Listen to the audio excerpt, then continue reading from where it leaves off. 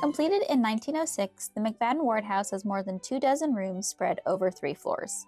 Situated in the rear of the first floor, the breakfast room is one of the most beautiful and uniquely designed spaces in the home. Not part of the original house plan, the breakfast room was added in 1907 to provide a secondary dining area for casual family meals and to create additional space for entertaining. The home's original architect, Henry Conrad Maurer, was hired to custom design the room. He incorporated Art Nouveau features and popular styles of the era that coordinated with the existing rooms. The magnificent millwork and striking art glass windows were ordered from the Licator Brothers Stair Manufacturing Company in St. Louis, Missouri. The room has an oak floor and walls adorned with oak wainscoting and woven tapestries. 2 oak columns with Ionic capitals separate the east end of the room from the conservatory, which features white marble walls, a tile floor, and large curved art glass windows that surround a central marble fountain topped with a bronze maiden.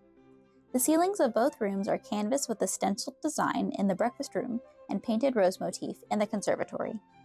Gorgeous grape-shaped light fixtures in the breakfast room and pond lily-shaped light fixtures in the conservatory add to the exceptional artistry and distinctive design.